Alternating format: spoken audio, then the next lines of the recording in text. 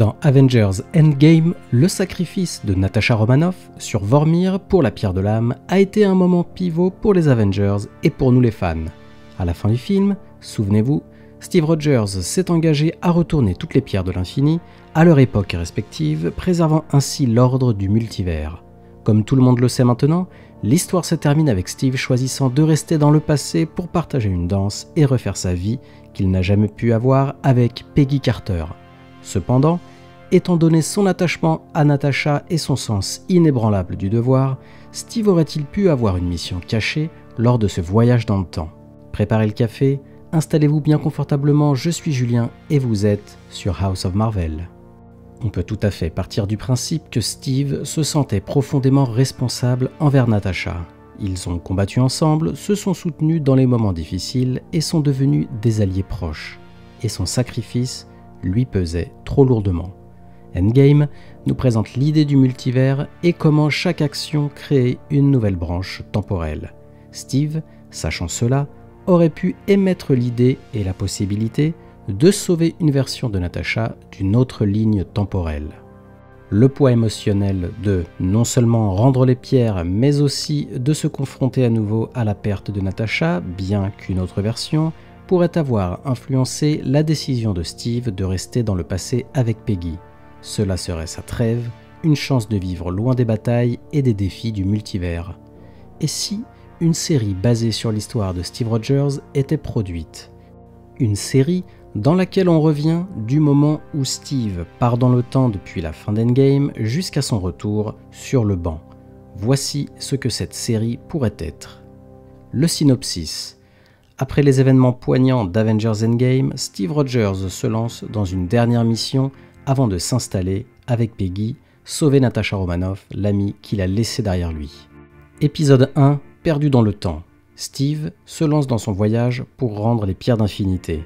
Alors qu'il remet chaque pierre au bon endroit, les souvenirs de Natasha le hantent. Il est submergé par un sentiment de culpabilité de ne pas avoir pu la sauver. Une fois sa mission avec les pierres terminée, au lieu de revenir au présent, Steve fait un détour. Épisode 2. Les secrets de Vormir. Steve se rend sur Vormir avant le sacrifice de Natasha. Il affronte Red Skull, désormais gardien de la pierre, exigeant de comprendre la nature de la pierre d'âme et s'il existe un moyen d'annuler le sacrifice. Épisode 3. Le labyrinthe de l'âme. En touchant la pierre d'âme, Steve est transporté dans une dimension semblable à un labyrinthe où les âmes sont piégées. Il rencontre plusieurs visages familiers et ensemble, ils tentent de relever le défi de ce royaume pour retrouver Natasha. Épisode 4. Choix alternatif. Découvrant qu'annuler le sacrifice pourrait avoir des conséquences catastrophiques, Steve envisage de visiter d'autres chronologies. Ici, il est témoin de différentes versions de Natasha et de leurs destins variés dans l'espoir de trouver un moyen d'en ramener une sans altérer le tissu de la réalité. Épisode 5. Le temps emprunté. Avec l'aide de la pierre du temps, Steve tente de figer le moment juste avant le sacrifice de Natasha, créant ainsi une dimension de poche temporelle. À l'intérieur, il est confronté à un dilemme, convaincre Natasha de vivre, modifiant ainsi les événements ou trouver une issue. Épisode 6. Plaidoyer cosmique. Steve, réalisant que les pierres elles-mêmes ne détiennent peut-être pas la réponse, recherche des entités cosmiques. Cela l'emmène dans un voyage à travers l'univers, plaidant sa cause auprès d'êtres puissants comme l'éternité, l'infini et le tribunal vivant. Épisode 7. L'intervention écarlate. Steve revient à la chronologie principale et demande l'aide de Wanda Maximoff.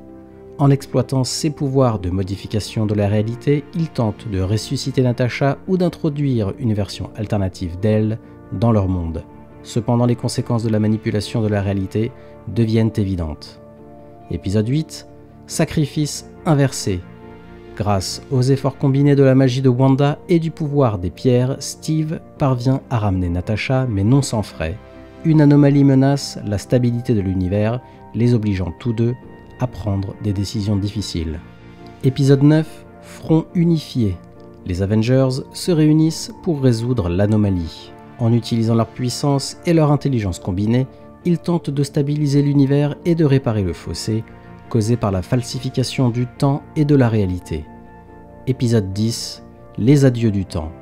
L'univers est restauré, mais les changements ne sont pas sans répercussions. Steve retrouve Peggy, mais celle-ci est enlevée par le TVA, car sa rencontre avec Steve provoque son événement Nexus.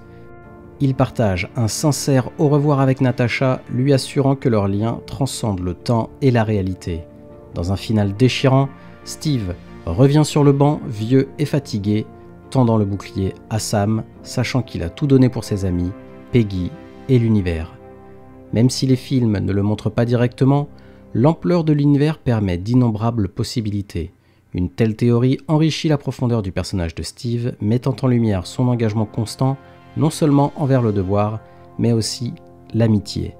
Même si nous pourrions ne pas revoir Black Widow dans la ligne temporelle originelle du MCU, le concept de multivers offre l'espoir de voir des apparitions dans d'autres réalités.